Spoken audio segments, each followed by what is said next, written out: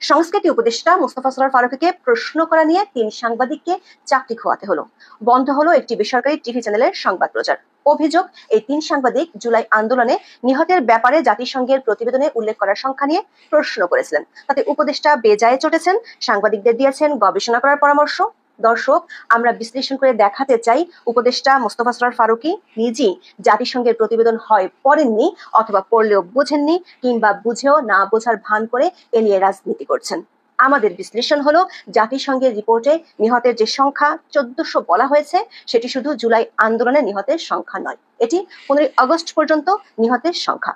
জাতিসংঘের এই সংখ্যাকে যদি জুলাই আন্দোলনে নিহতের সংখ্যা হিসেবে জনাব ফারুকী স্বীকার করে নেন, তাহলে আন্দোলনের সময় নিহত আওয়ামী লীগের নেতাকর্মী, পুলিশ ও আইন শৃঙ্খলা বাহিনীর সদস্যরাও জুলাই শহীদের মর্যাদা তিনি দিয়ে দিচ্ছেন। তার মানে সরকারকে এসব হত্যাকাণ্ডের বিচার করতে হবে। আরো ভয়ঙ্কর তথ্য হলো, জাতিসংঘ নিজেই তাদের রিপোর্টে বলছে এই নিহতের সংখ্যাটি প্রমাণিত নয়, বরং অনুমিত।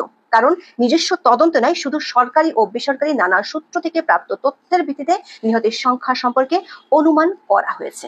যে কারণে জাতিসংঘ তাদের প্রতিবেদনই বলছে প্রতিবেদনটি ফৌজদারি অপরাধ প্রমাণের জন্য আদালতে উপস্থাপন করা যাবে না। আরো কিছু তথ্য আছে যেগুলো জনাব সরোয়ার ফারুকী গবেষণার জন্য কাজে লাগাতে পারে। সেসব তথ্য জানতে চলুন যাওয়া যাক। জুলাই আন্দোলনের সময় সংঘটিত ঘটনাবলী, নিহতের সংখ্যা নিয়ে জাতিসংঘের মানবাধিকার কার্যালয় প্রতিবেদন দিয়েছিল চলতি বছরের 12 ফেব্রুয়ারি। সে রিপোর্টটিতে নিহতের সংখ্যা তুলে ধরা হয় ১৪০০। ২৮ এপ্রিল থেকে এই সংখ্যা নিয়ে আবারও আলোচনা হচ্ছে। শুরুতে ছোট্ট করে তুলে ধরতে চাই সে আলোচনার হেতু বা উপলক্ষ, তারপর যাব জাতিসংঘের রিপোর্ট নিয়ে উপদেষ্টা ফারুকী কতটুকু জানেন সে আলোচনায়। কান চলচ্চিত্র উৎসবে বাংলাদেশি একটি শর্ট ফিল্ম প্রদর্শন নিয়ে ২৮ এপ্রিল সংবাদ সম্মেলন করেন সংস্কৃতি উপদেষ্টা মুস্তফা সরোয়ার ফারুকী। এতে প্রশ্নোত্তর উঠে আসে মঙ্গল শোভাযাত্রার নাম পরিবর্তন এবং একটি বিকৃত মোটিভ ব্যবহারের প্রসঙ্গ। দর্শক, ইউনেস্কো ২০১৬ সালে মঙ্গল শোভাযাত্রাকে বিশ্ব সাংস্কৃতিক ঐতিহ্যের তালিকাভুক্ত করে। তবে এবার সে নাম পরিবর্তন এবং বৈশিষ্ট্য বদলে দেওয়ার কারণে শোভাযাত্রাটি আর ইউনেস্কোর তালিকায় থাকবে কিনা তা নিয়ে তৈরি হয়েছে সংশয়। সাংবাদিকরা এর জন্য সংবাদ সম্মেলনে জনাব ফারুকীর দায় নিয়ে প্রশ্ন তোলেন। জনাব ফারুকী এ দায় ঢাকা বিশ্ববিদ্যালয় ও চারুকলার উপর চাপান। এতে পাল্টা প্রশ্নের মুখে পড়েন উপদেষ্টা ফারুকী। বিকৃত মোটিভ ব্যবহারের সিদ্ধান্ত ঢাকা বিশ্ববিদ্যালয় বলে দাবি করেন। তবে এরপরে জনাব ফারুকী যোগ করেন নিজস্ব নোক্তা। মূল বিষয়ে কথা না বলে তিনি চলে যান জাতীয় ঐক্যের বিষয় আলোচনায়। তিনি বলেন, সাধারণ মানুষ হিসেবে আমার ভাবনাটি কি, আমি সাধারণ নাগরিক হিসেবে বলছি, আমরা যখন জাতীয় ঐক্যের কথা বলি তখন জাতীয় ঐক্যের মধ্যে কি আমরা ধরেন যে মানুষ ১৪০০ মানুষ খুন করেছেন জুলাইয়ে, তার বিচার প্রক্রিয়া শেষ হওয়ার আগে তার বিচার অনুশোচনা ক্ষমা কোনো কিছুই ঘটেনি, আপনি কি আমাকে বলছেন তার সঙ্গে জাতীয় ঐক্য করবার জন্য? I think this is absurd. এমন বক্তব্যের পর ৩ জন সাংবাদিক জুলাই আন্দোলনে নিহতদের সংখ্যা নির্ধারণ ও বিচারের আগেই সরকার উপদেষ্টা হিসেবে কাউকে অপরাধী সাব্যস্ত করা নিয়ে প্রশ্ন তোলেন। জুলাই আন্দোলনে ১৪০০ জন নিহতের বিষয়টি নিয়েও প্রশ্ন করা হয়, আর এতেই চটে যান সংস্কৃতি উপদেষ্টা। তিনি জানান ১৪০০ জন নিহতের হিসাবটি জাতিসংঘের সাংবাদিকদের উদ্দেশ্যে উপদেষ্টা বলেন, ভাই, do some research, I am talking about UNA report, please do your own research check. এরপরই বিষয়টি নিয়ে শুরু হয় সামাজিক মাধ্যমে আলোচনা। ৩ সাংবাদিকের বিরুদ্ধে রাত থেকেই ক্যাম্পেইন শুরু হয়। তাদের ছবি ফেসবুকে ছড়িয়ে দিয়ে আখ্যায়িত করা হয় ফ্যাসিস্টের দালাল হিসেবে। ২৪ ঘন্টার মধ্যে ব্যবস্থা নেওয়ার দাবি জানিয়ে দীপ্ত টিভি, এটিএন বাংলা ও চ্যানেল আই অভিমুখে মার্চের ঘোষণা আসে। পরদিন দুপুরে এটিএন বাংলা তাদের এক বিশেষ প্রতিনিধিকে চাকরিচ্যুত করে। দীপ্ত টেলিভিশন থেকেও চাকরি হারান ২ সংবাদকর্মী। এর পাশাপাশি স্পল দিয়ে সংবাদ প্রচার বন্ধের কথা জানায় দীপ্ত টেলিভিশন। চ্যানেল আইও জানিয়েছে তারা তাদের একজন সংবাদকর্মীকে বরখাস্ত করেছে। দর্শক, যে জাতিসংঘের প্রতিবেদন এবং প্রতিবেদনে উল্লেখ করা ১৪০০ নিহতের সংখ্যা নিয়ে এত বিতর্ক হচ্ছে, সেই প্রতিবেদনটি উপদেষ্টা ফারুকী পড়েননি। কেন বলছি এমন কথা? বলছি কারণ এই রিপোর্টটি তিনি পড়লে জুলাই আন্দোলনের নিহতের সংখ্যা যে ১৪০০ সে কথা তিনি বলতেনই না। বললে একটি অন্যরকম বিপদ সরকারের ঘাড়ের উপর চাপবে। এই যে প্রেস লিস্টটি দেখছেন, এটি জাতিসংঘের কার্যালয় থেকে দেওয়া হয়েছিল। প্রতিবেদনটি প্রকাশের দিন ১২ ফেব্রুয়ারি। সেখানে স্পষ্ট বলা আছে, বিভিন্ন নির্ভরযোগ্য সূত্র থেকে প্রাপ্ত মৃত্যুর তথ্যের ভিত্তিতে প্রতিবেদনে অনুমান করা হয়েছে যে ১ জুলাই থেকে ১৫ আগস্টের মধ্যে ১৪০০ জনেরও বেশি মানুষকে হত্যা করা হয়ে থাকতে পারে এবং হাজার হাজার মানুষ আহত হয়েছেন এবং এদের অধিকাংশই বাংলাদেশের নিরাপত্তা বাহিনীর সমূহের দ্বারা গুলিবিদ্ধ হয়েছেন। দর্শক, এখানে দুটো জিনিস খেয়াল করে দেখুন। প্রথমত বলছে প্রতিবেদনে অনুমান করা হয়েছে, এর অর্থ হলো ১৪০০ যে নিহত হয়েছিল তা জাতিসংঘের প্রতিবেদনে নিশ্চয়তা দেওয়া হয়নি। তার চেয়ে গুরুত্বপূর্ণ পয়েন্টটি হলো এই সংখ্যাটা 1 জুলাই থেকে 15 আগস্ট পর্যন্ত, অর্থাৎ শুধু জুলাই আন্দোলন বা 5 আগস্ট পর্যন্ত নয়, আরো ভয়ঙ্কর তথ্য আছে।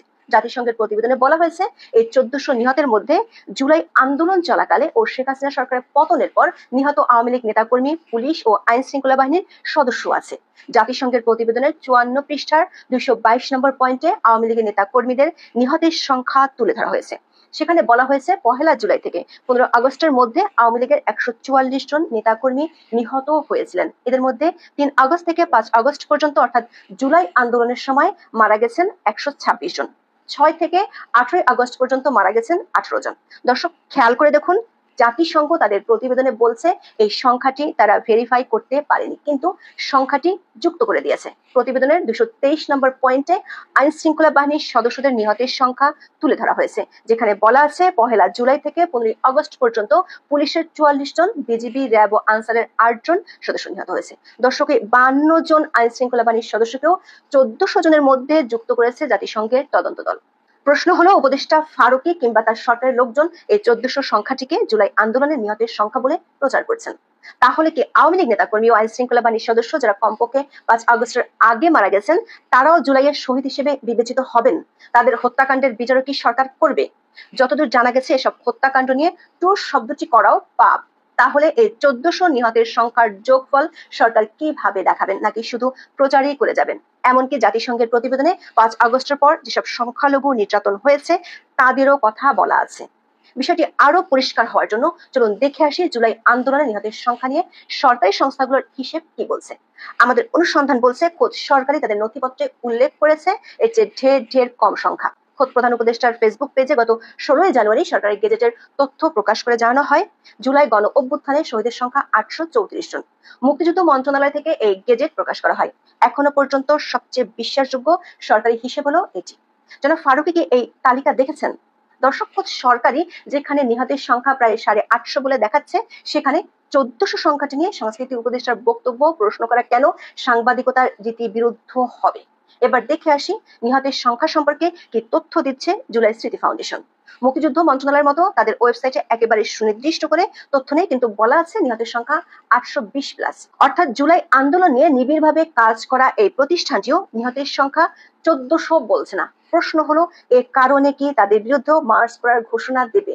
দর্শক, আবার ফিরে যাই জাতিসংঘ রিপোর্টে। মোট 114 পৃষ্ঠার প্রতিবেদনের প্রতিটি অংশ আমরা খুঁটিয়ে খুঁটিয়ে পড়েছি, সংস্কৃতি উপদেষ্টার ভাষায় রিসার্চ করেছি। এতে মোট 3 বার আমরা 1400 সংখ্যাটির উল্লেখ পেয়েছি। এর মধ্যে একদম শুরুতে নির্বাহী সারসংক্ষেপের মধ্যে একবার এবং 10 নম্বর পৃষ্ঠায় 2 বার সংখ্যাটি পাওয়া যায়। মজার বিষয় হলো, সরকার বিভিন্ন সময় জাতিসংঘ প্রতিবেদনের ভিত্তিতে 1400 নিহতের দাবি করলেও জাতিসংঘ তাদের প্রতিবেদনে আবার পরিষ্কার বলেছে এই সংখ্যাটি তারা পেয়েছে সরকারি ও বেসরকারি ভাবে সরবরাহ করা তথ্যের ভিত্তিতে। জাতিসংঘ নিজস্ব কোনো প্রমাণ সংগ্রহের ভিত্তিতে এই সংখ্যা নির্ধারণ করেনি। আবার প্রতিবেদনে স্পষ্ট বলা আছে 1400 সংখ্যাটি সুনির্দিষ্ট নয়, এটি তাদের একটি অনুমান মাত্র। প্রতিবেদনের নির্বাহী সারসংক্ষেপে বলা হয়, সরকারি ও বেসরকারি উৎস থেকে সংগৃহীত মৃত্যুর তথ্য এবং অন্য প্রাপ্ত প্রমাণের ভিত্তিতে মনে করা হচ্ছে বিক্ষোভ চলাকালীন প্রায় 1400 মানুষ নিহত হতে পারেন। আবার সবার মৃত্যুর দায় তখনকার সরকারের, সেটিও বলা হয়নি প্রতিবেদনে।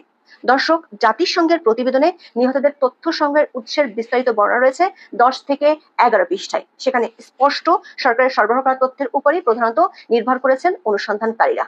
তবে জানুয়ারির শেষ দিকে রিপোর্ট চূড়ান্ত সময় সরকার 841 জনের চেয়ে বেশি মানুষ নিহত হওয়ার তথ্য জানাতে পারেনি। জাতিসংঘ প্রতিবেদনের 56 নম্বর পয়েন্টে বলা হয়, এই রিপোর্ট চূড়ান্ত করার সময় স্বাস্থ্য মন্ত্রণালয় বিক্ষোভ সংশ্লিষ্ট 841টি মৃত্যুর তথ্য রেকর্ড করেছিল। তবে এই তথ্য সম্ভবত পূর্ণাঙ্গ নয়, এর ধারণা প্রকাশ করা হয় ওই প্রতিবেদনে। জাতিসংঘের প্রতিবেদন ঘেটে আমরা দেখেছি এনএসআই এর কাছ থেকে 314 জনের একটি তালিকা পায়, যার উল্লেখ রয়েছে 57 নম্বর পয়েন্টে। এর পরের পয়েন্ট 58 নম্বরে বলা হয়, মৃত্যুর সংখ্যা একটি পূর্ণাঙ্গ চিত্র পেতে তারা স্বাস্থ্য মন্ত্রণালয়ের তথ্যকে বেসরকারি সংস্থা ও অন্য উৎসের তালিকার সঙ্গে মিলিয়ে ডুপ্লিকেট বাদ দিয়েছে। এরপর বিশ্লেষণে দেখা যায় 1 জুলাই থেকে 15 আগস্ট সময় পর্যন্ত প্রায় 1400 জন মারা যেতে পারে। দর্শক, এখানে খেয়াল করে দেখুন, জাতিসংঘ কখনোই বলেনি 1400 জন প্রাণ হারিয়েছেন। তাদের অনুমান সংখ্যাটি প্রায় 1400 হতে পারে।